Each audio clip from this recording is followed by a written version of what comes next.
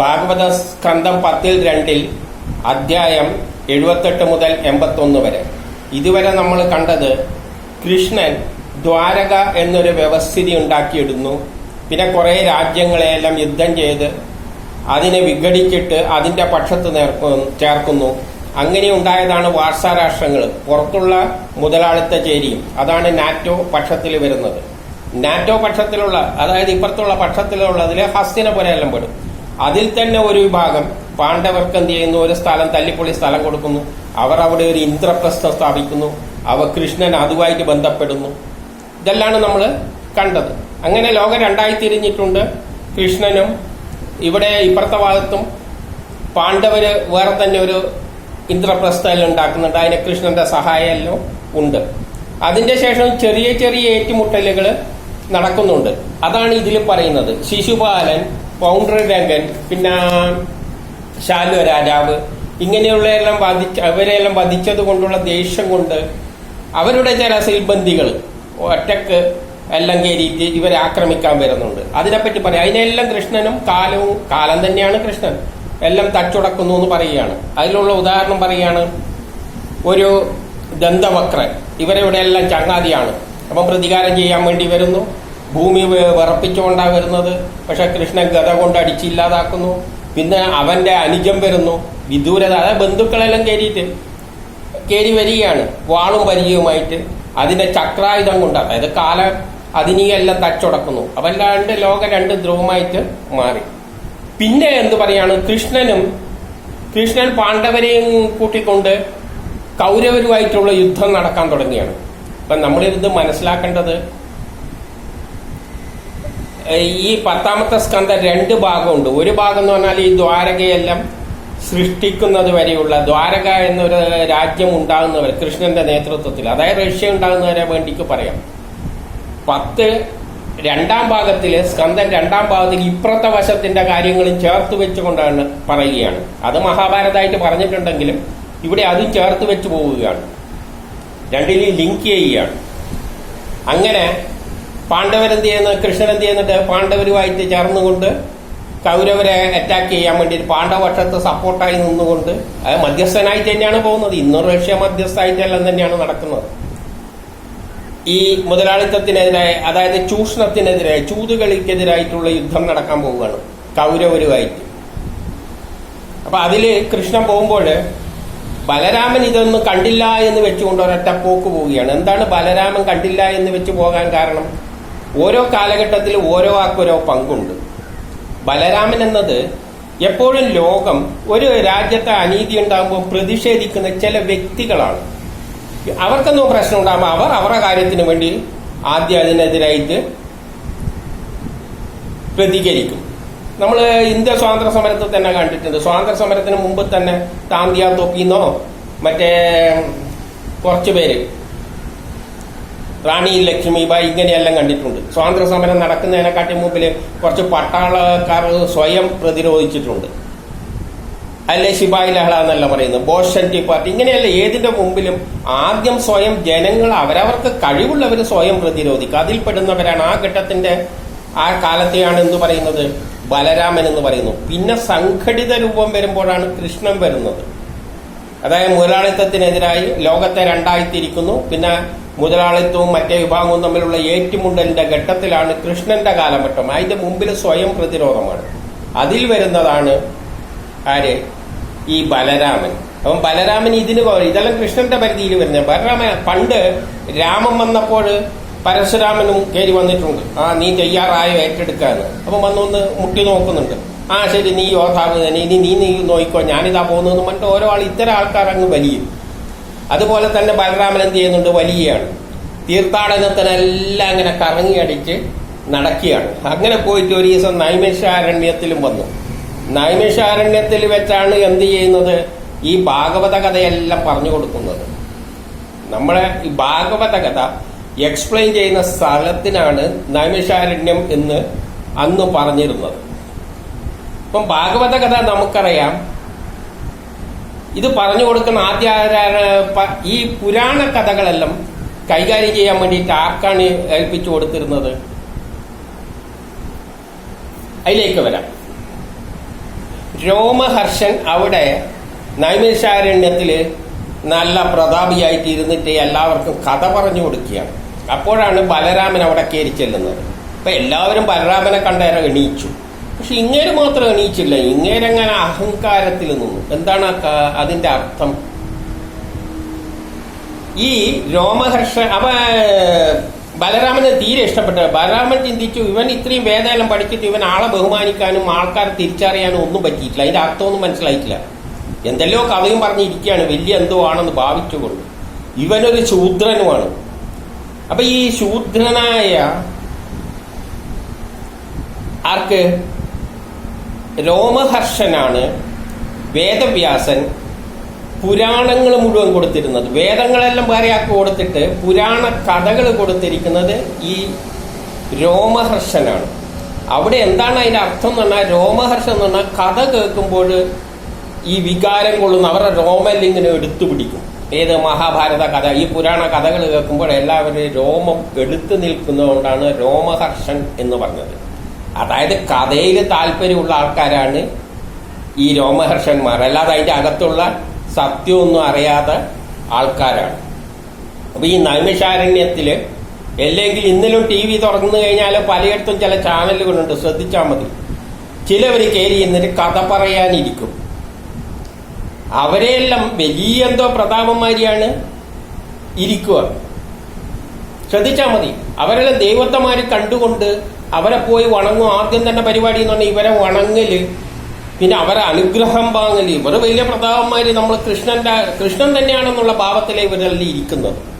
പക്ഷെ ഇവർക്കൊന്നും കഥയിലറിയാന്നല്ലാതെ വേറെ കഥയുടെ അകത്തുള്ള തത്വങ്ങളൊന്നും ഇവർക്കറിയില്ല. അപ്പൊ ഇത് വേദവ്യാസൻ ഇവിടെ പറഞ്ഞു വെക്കുകയാണ്. ഏത് അധ്യായത്തിലാണ് ഇത് പറയാൻ പോകുന്നത്? 10ാമത്തെ അധ്യായത്തിൽ. അതായത് ഭാഗവതം സ്കന്ധം 1 തുടങ്ങിയിട്ടുള്ളതിൽ 9 വരെ ഇവരെല്ലാം വിടും. എന്നിട്ട് അവരെല്ലാം പറയുന്ന കഥ ഏതാണ്? ഈ 10ാം സ്കന്ധമാണ്. കൃഷ്ണനെ പിടിച്ചുകൊണ്ടാണ്. ഭാഗവതം എന്ന് പറഞ്ഞാൽ കൃഷ്ണനായിട്ട് മാറ്റി വെച്ചിട്ടുണ്ട്. അതുകൊണ്ടാണ് ഇവരെ പറ്റി ജനത്തിനൊരു, കാരണം സ്കന്ധം 10 കഴിയാൻ പോവുകയാണ്, 2ാമത്തെ അധ്യായം. അപ്പൊ ജനങ്ങൾക്കൊരു അവയർനെസ് നൽകിയാണ്. ഇവരെല്ലാം കഥയും പറഞ്ഞിരിക്കുകയാണ്. ഇവർക്ക് സത്യമൊന്നും അറിയില്ല. പക്ഷെ ഇവർ വലിയ പ്രതാപത്തിലങ്ങ് ഇരിക്കുകയാണ്. മുനിമാരെല്ലാം കഥ കേൾക്കാൻ ഇരിക്കുകയാണ്. എല്ലാവരും കേൾക്കുന്നെന്ന് പറയുകയാണ്. ഇവരിങ്ങനെ കഥയും പറഞ്ഞുകൊണ്ടിരിക്കും. ആരെ? രോമഹർഷൻ. കാരണം അത് ശൂദ്രനാണെന്നും പറഞ്ഞിട്ടുണ്ട്. ശൂദ്രന്മാർക്ക് എന്തില്ല? അതായത് വിദ്യാഭ്യാസ ജ്ഞാനത്തിലധികം അതിന്റെ സത്യം, ജ്ഞാനം, വേദങ്ങളൊന്നും കൈകാര്യം ചെയ്യാൻ പറ്റാത്ത ആൾക്കാർ, അതായത് വിദ്യാഭ്യാസപരമായി കുറച്ച് അതിലൊന്നും അത്ര ശാസ്ത്രജ്ഞാനത്തിനും താല്പര്യമില്ലാതെ വെറുതെ കഥയും കേട്ട് കിടക്കുന്ന ഒരവസ്ഥയിലുള്ളവരാണ് ശൂദ്രന്മാർ എന്നാണ് പറയുന്നത്. ചിലവർക്കൊന്നും സയൻസിലൊന്നും ഒരു താല്പര്യം ഉണ്ടാവില്ല, കഥയിൽ ഇഷ്ടമുള്ളവർ, അങ്ങനെയുള്ളവരാണ് ശൂദ്രന്മാർ. അല്ലാതെ ജാതിയൊന്നും അല്ലത്. ഓരോ കുടുംബത്തിലും അത് കാണാം. ഈ സയൻസിലൊന്നും താല്പര്യം, ഭൂരിപക്ഷത്തിനും സയൻസിൽ താല്പര്യമില്ല. അവർക്ക് ഈ കഥകളിലാണ് താല്പര്യം. അതല്ലേ എല്ലാവരും ഈ കഥയും കേൾക്കാൻ ഇരിക്കുന്നത്. അപ്പൊ നമ്മളൊന്ന് മനസ്സിലാക്കണം, ഈ കഥ പണ്ട് പറഞ്ഞു കൊടുത്തത് ആരാണ്? മുത്തച്ഛിമാരാണ്. മുത്തച്ഛിമാരായി ഈ കഥ പറയുക. അല്ലാതെ അതിനുള്ള സമർത്ഥന്മാരായ ചിലരുണ്ട്, കഥയും പഠിച്ചിട്ട് കുറെ കഥയും ഇങ്ങനെ പറഞ്ഞു കിടക്കും. അപ്പൊ അവരുടെ ചുറ്റും കുട്ടികൾ കൂടും, വലിയവരും കൂട്ടും കേൾക്കാൻ. കഥ കേൾക്കാൻ ഒരു രസമാണ്. പക്ഷെ അവർക്ക് അതിന്റെ ശാസ്ത്രജ്ഞാനം ഒരു ചുക്കുമില്ല. സയൻസിലൊന്നും അവർ വലിയ പണ്ഡിതരല്ല. അതുകൊണ്ടാണ് ശൂദ്രർ എന്ന് പറഞ്ഞത്. പക്ഷെ അവരെ സമൂഹത്തിൽ ഈ കഥയെല്ലാം കേൾക്കുമ്പോൾ ഇവനെന്തോ വലിയ ബുദ്ധിമാനാണെന്നാണ് വിചാരിച്ചത്. പണ്ട് മുത്തച്ഛിമാരാണ് പറഞ്ഞു കൊടുത്തിരിക്കുന്നത്. ഇപ്പൊ എന്താ പറയുക, വലിയ വേദപണ്ഡിതർ എന്നും പറഞ്ഞു നടക്കുന്നത് കഥകളാണ്. അവർക്ക് സമൂഹത്തിൽ വലിയ സ്ഥാനമായി ഈ കഥ കേൾക്കാൻ വേണ്ടിയിട്ട്. അതാണ് ഇവിടെ പറഞ്ഞു കൊണ്ടുവരുന്നത്. നിങ്ങൾ അതിലെല്ലാം ബോധവാന്മാരാകണം. കാരണം ഇവർ വരെ ചുമ്മാ കഥയും പറഞ്ഞുകൊണ്ടിരിക്കുക. ഇവരെല്ലാം നിസ്സാരന്മാരാണെന്നാണ് പറഞ്ഞുകൊണ്ടുവരുന്നത്. അത് നമുക്ക് കാണാം. അപ്പൊ ഇങ്ങേര് ചെന്നപ്പോൾ അങ്ങേര് ബലരാമനെ കണ്ടിട്ട് എണീച്ചൊന്നുമില്ല. ബാക്കിയുള്ളവരെല്ലാം എണീച്ചു എന്ന് ആദരിച്ച്. ഈ രോമഹർഷൻ മാത്രം എണീച്ചൊന്നുമില്ല. അങ്ങേര് പ്രധാനം. കാരണം അങ്ങേർക്ക് എന്ത് മനസ്സിലാകുന്നില്ല? ഓരോ കാലഘട്ടത്തിലെ ശക്തിയെയാണ് കഥാപാത്രമായിട്ട് അവതരിപ്പിച്ചിരിക്കുന്നത്. കൃഷ്ണന് വരുന്നതിന് മുമ്പിലുള്ള കാലഘട്ടത്തിൽ സ്വയം പ്രതിരോധിക്കുന്ന അവസ്ഥയിലുള്ള കാലത്തിനെയാണ് ബലരാമനായി ചിത്രീകരിച്ചത്. പിന്നെ ഘട്ടം വരുമ്പോൾ കൃഷ്ണനായി അവതരിച്ചു, കഥാപാത്രമായിട്ട് അവതരിപ്പിച്ചു ഭാഗവതത്തില്. അതിനു മുമ്പില് വേറെ കൊളോണലിസത്തിന്റെ കാലഘട്ടത്തിലെ രാമനായിട്ട് കഥാപാത്രമായിട്ട് അവതരിപ്പിച്ചു. അതിൽ മുമ്പില് പരശുരാമനെ എല്ലാം ഓരോ കാലഘട്ടത്തിന് യോജിച്ച ആൾക്കാർക്കല്ലേ. ഇപ്പൊ കൃഷ്ണൻ കയറിയിട്ട് പരശുരാമന്റെ കാലത്ത് ഒന്നും ചെയ്യാനില്ല. അത് രാമനും ഈ കൃഷ്ണന്റെ ഈ കാലഘട്ടത്തില് ഈ യുഗത്തിൽ ഒന്നും ചെയ്യാനില്ല. രാമന്റെ ഒരു പ്രത്യേക ശൈലിയാണ്. അപ്പൊ ഓരോ കാലഘട്ടത്തിനാണ്. ഇതെല്ലാം ഒരേ ശക്തി തന്നെയാണ്. ഈ തത്വം അറിയായിരുന്നുവെങ്കിൽ ഈ രോമഹർഷൻ എന്ത് ചെയ്യായിരുന്നു? കൃഷ്ണൻ വന്നാൽ എണീക്കുമല്ലോ. പക്ഷെ ബലരാമന് ആർക്കും ബഹുമാനമൊന്നുമില്ല. അപ്പൊ രണ്ടും ഒരേ ശക്തിയാണെന്ന് തിരിച്ചറിയാൻ പോലും ഇവർക്കറിയില്ല. വെറുതെ കഥ ഇങ്ങനെ പറഞ്ഞുകൊണ്ട് പോവുകയാണ്. പണ്ട് മുത്തച്ഛിമാര് ചെയ്ത മാതിരി. ഇതാണ് ഇന്നത്തെ ആത്മീയവാദികളുടെ അവസ്ഥ. ഇവിടെയും ഭാഗവത സക്തായ യജ്ഞം എന്നെല്ലാം പറഞ്ഞുകൊണ്ട് കുറച്ചു പേര് കഥയും കൃഷ്ണന്റെ കഥയും പറഞ്ഞു. അല്ലാതെ ഭാഗവതം 1-ാം സ്കന്ധം മുതലൊന്നും ആരും തൊടൂല. 10-ാം സ്കന്ധത്തിൽ. അതുകൊണ്ട് ഈ 10-ാം സ്കന്ധത്തിൽ പറയുമ്പോൾ ഈ കാര്യം കൂടി പറഞ്ഞു വെക്കുകയാണ് എന്താണ് സംഭവിക്കുന്നതെന്ന്. ഇപ്പം പരശുരാമൻ തോന്നി ഇവൻ ശരിയല്ല, ഇവൻ ഭാഗവതം പഠിപ്പിച്ചിട്ട് ഇവൻ ഭാഗവതം പഠിക്കുക എല്ലാവരും ബഹുമാനിച്ചിരിക്കുക വലിയ പണ്ഡിതന്റെ മാതിരി. അത് നമുക്ക് കാണാം, ടി വിയിൽ നോക്കിയാൽ മതി. അവരെല്ലാം ദൈവമാരിയായിട്ട് കണ്ടിട്ടാണ് അനുഗ്രഹം വാങ്ങിയാണ് പറയുന്നത്. പണ്ട് എനിക്കൊരു അമ്മേന്റെ ഒരു സഹോദരി ഉണ്ടായിരുന്നു. അവർക്ക് ഈ കുറേ കഥകൾ അറിയാം, പുരാണ കഥകളല്ല. അപ്പൊ അവർ ഏതെങ്കിലും വീട്ടിൽ ചെല്ലുകയാണെങ്കിൽ എല്ലാ കുട്ടികളും വിളിച്ചിട്ട് ഒരു കഥ പറഞ്ഞെന്നും പറഞ്ഞു വരും. ആ ഒരു അവസ്ഥയാണ് ഇന്നത്തെ ആത്മീയത്തിൽ പലവരുടെയും. ഭാഗവത സക്തായ യജ്ഞം എന്നും പറഞ്ഞ് ആദ്യത്തെ സ്കന്ധം എല്ലാം വിടും. സൃഷ്ടി തൊട്ടിട്ടുള്ള എല്ലാ കാര്യങ്ങളും നമ്മൾ കണ്ട്. ഇവർക്ക് ഇതെല്ലാം കൃഷ്ണൻ മാത്രമാണ്. ബലരാമനെ പോലും കാര്യമില്ല, കൃഷ്ണനേ ഉള്ളൂ. ആ വ്യത്യാസം പോലും മനസ്സിലാക്കാൻ പറ്റാതെയാണ് ഇവർ ഇരിക്കുന്നത്. കാരണം ഇവരാണെങ്കിൽ വലിയ രാജാവിന്റെ മാതിരി ഇരിക്കുകയാണ്. എന്നിട്ടോ ബലരാമൻ എന്ത് ചെയ്തു? ബലരാമന് തോന്നി ഇവന്മാർ ശരിയായില്ല, അധർമ്മികളെയെല്ലാം കൊല്ലേണ്ട പരിപാടിയാണ് എനിക്കുള്ളത്. അതുകൊണ്ട് ഇവന് വേദത്തെ ആ കഥയുടെ അർത്ഥം പോലും അറിയില്ല, അതിന്റെ ആശയം പോലും അറിയില്ല. എങ്കില് കൃഷ്ണനെ ബഹുമാനിക്കുന്നവര് ബലരാമനെയും കാണണം. രാമൻ വന്നാൽ ഇവർ എണീക്കില്ല, കൃഷ്ണനെ എണീക്കുക. ആ അവസ്ഥയിൽ എത്തിച്ചിട്ടുണ്ട് ഇവർ. എല്ലാം ഒന്നും തിരിച്ചറിയാൻ പറ്റാത്ത അവസ്ഥയാണ്. അപ്പോൾ ബലരാമൻ എന്ത് ചെയ്തു എന്ന് വെച്ച് കഴിഞ്ഞാല് ഒരു ദർഭ പുല്ലെടുത്തിട്ട്, കുശപ്പുല്ല് എന്ന് പറയും, അതെടുത്തിട്ട് അവന്റെ തലക്ക് ഒരു ചെറിയ അടി കൊടുത്തു. അപ്പം തന്നെ അവൻ അവിടെ ബോധം കെട്ട് ചത്തു വീണു. എന്താ പറഞ്ഞതിന്റെ അർത്ഥം?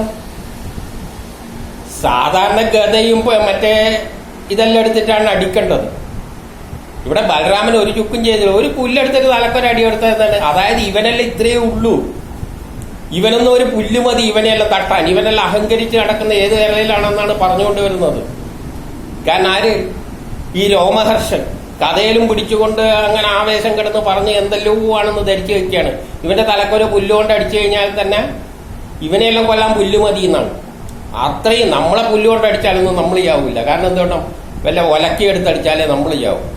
ഇവനൊരു പുല്ല് മതി. കാരണം രാവിലെ എണീച്ചിട്ട് വൈകുന്നേരം വരെ കുറെ കഥയും പറഞ്ഞ് നടക്കുകയാണ്. എന്നിട്ട് അവനെല്ലാം വലിയ എന്തോ ദൈവത്തിന്റെ അടുത്ത ആൾക്കാരുമാരിയാണ് അവന്റെ എല്ലാം അനുഗ്രഹം വാങ്ങാൻ വേണ്ടി കിടക്കുകയാണ്. പറയല് കഥ പറയല്ലാണ്. അപ്പൊ ഇതാണ് പറഞ്ഞുകൊണ്ടിരിക്കുന്നത്. ഈ ലോകം എന്തായി മാറും? ഈ അവസ്ഥയിലേക്ക് മാറും. അത് ചിന്തിക്കാൻ വേണ്ടിയിട്ട് ഇവർ കൈകാര്യം ചെയ്യുന്ന അതേ സ്ഥലത്ത് തന്നെ ഈ കഥയെടുത്ത് വെച്ചു. അങ്ങനെ ബലരാമൻ എന്ത് ചെയ്തു? അവനൊരു തലക്കൊരു അടിയെടുത്ത് അവനപ്പം തന്നെ ചത്തു വീണു. അപ്പൊ ഋഷികളെല്ലാം പറഞ്ഞിട്ട് നമ്മൾ അവന് ദീർഘായുസ്സെല്ലാം നേർന്നതാണ്, നമ്മളങ്ങനെ ഒരു ദീർഘായുസ് നേർന്നതാണ്, അതുകൊണ്ട് അത് കഷ്ടമായി പോയി, നമ്മളെ വാക്ക് നടക്കാതെ മരിയ ഋഷികൾ പറഞ്ഞു. ഇവർക്കെല്ലാം ദീർഘായുസ് ഞാൻ നേർന്നതാണ് ഈ രോമഹർഷൻ എന്നത്. അപ്പം ബലരാമൻ പറഞ്ഞു കുഴപ്പമൊന്നുമില്ല, അച്ഛൻ മരിച്ചാൽ പിന്നെ അച്ഛൻ തന്നെയാണ് മകൻ. അപ്പൊ പറഞ്ഞാലും അർത്ഥമുണ്ട്.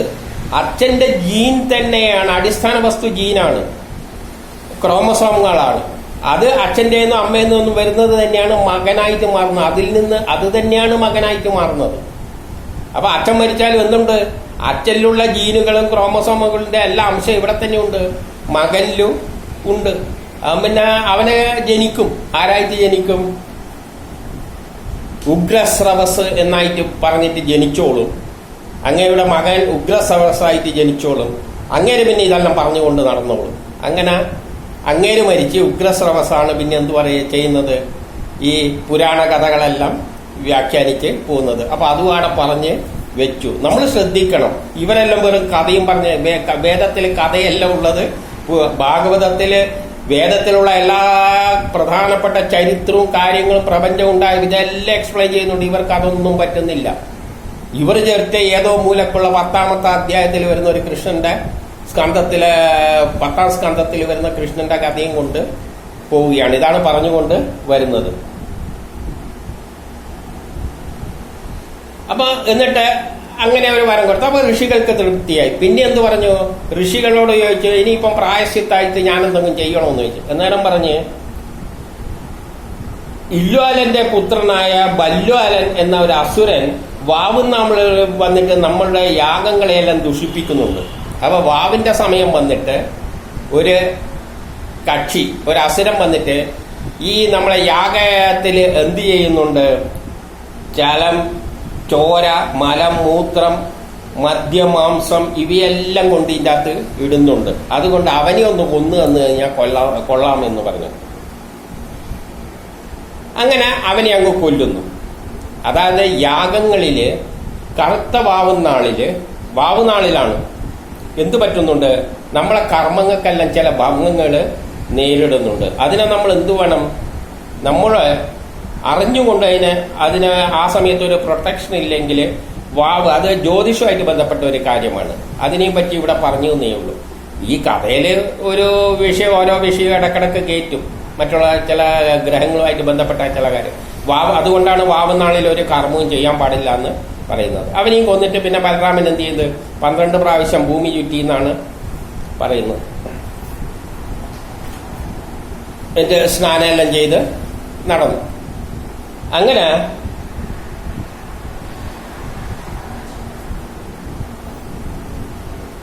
പന്ത്രണ്ട് മാസത്തോളം അതിന്റെ പരിഹാരമായിട്ട് ഒരു ചുറ്റി 12 മാസം ഭൂമി മുഴുവൻ ചുറ്റി. ആ സമയത്താണ് അദ്ദേഹം കേൾക്കുന്നത് ക്ഷത്രിയർക്ക് സംഭവിച്ച നാശങ്ങൾ. അതായത് പാണ്ഡവരും കൗരവരും തമ്മിൽ യുദ്ധമുണ്ടായപ്പോൾ അവർക്ക് നാശം സംഭവിച്ചത്. അതായത് കുറെ ക്ഷത്രിയരെല്ലാം മരിച്ചു. അപ്പോൾ അങ്ങേര് തന്നെ മനസ്സിൽ കരുതി ഭൂമിദേവി വളരെ കഷ്ടപ്പെട്ടിരിക്കുകയാണ് ഈ ദുർമാർഗികളായ ക്ഷത്രിയരെ കൊണ്ട്. ഭൂമിക്കനിപ്പം കുറെ അവരുടെ ഭാരമെല്ലാം കുറഞ്ഞിരിക്കുകയാണ്. അപ്പം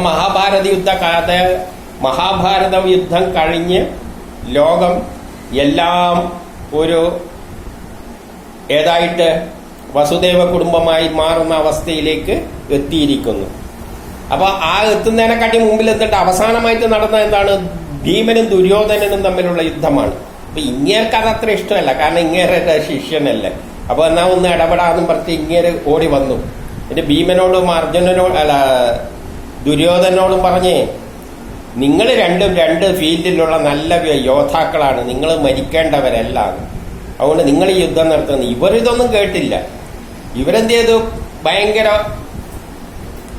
യുദ്ധം തന്നെ. അവസാനം ഇങ്ങനെന്ത് ചെയ്ത് ഇവർ പറഞ്ഞാൽ കേൾക്കില്ല എന്ന് വെച്ചിട്ട് ഇവർ നേരെ ദ്വാരകയിലേക്ക് പോയി.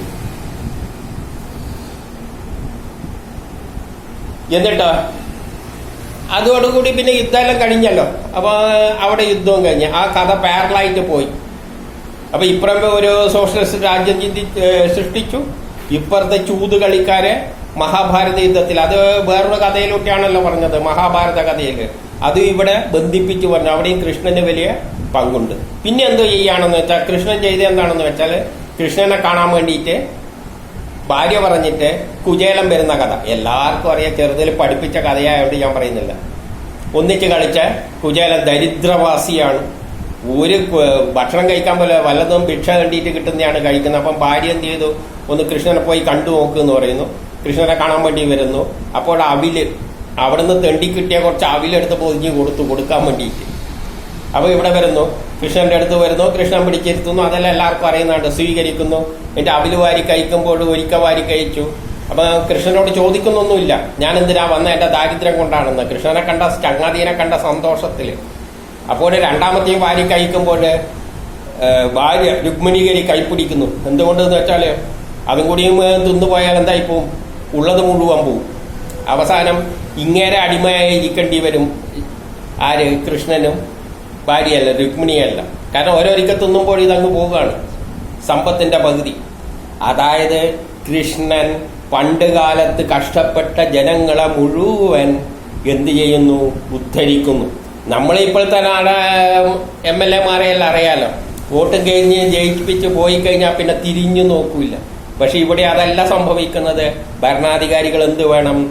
പണ്ട് കാലത്ത് നടന്നതും കഷ്ടപ്പെട്ടവരെയെല്ലാം തിരിച്ചറിഞ്ഞ് അവരെയെല്ലാം ഉദ്ധരിക്കണം. അതാണ് ഇവിടെ പറഞ്ഞുകൊണ്ട് വരുന്നത്. അപ്പൊ ആ കഥയും കൂടിയും ഇവിടെ പറഞ്ഞു വെക്കുകയാണ്. അതായത് ഇതുവരെ എവിടെയെല്ലാം നമ്മൾ പണ്ടത്തെ അനുഭവത്തിൽ ആരെല്ലാം കഷ്ടപ്പെടുന്ന ദേശങ്ങളുണ്ടോ അവരെ എല്ലാം ഉദ്ധരിക്കുകയാണ്, സമൃദ്ധിയിലേക്ക് കൊണ്ടുവരികയാണ് കൃഷ്ണൻ. അതായത് ഈ വ്യവസ്ഥിതിയുടെ പ്രത്യേകത എന്താ? ലോകം മുഴുവനുള്ള ഒരേ തറവാടായിട്ട് മാറ്റിയെടുക്കുക, എല്ലാവരും ജാതി മത ചിന്തയില്ലാതെ ജീവിക്കുന്ന ഒരു ലോകം. അതാണ് മൂന്നാം ലോക മഹായുദ്ധം, അത് തന്നെയാണ് മഹാഭാരത യുദ്ധം, അതാണ് ഇപ്പോൾ നടന്നുകൊണ്ടിരിക്കുന്നത്.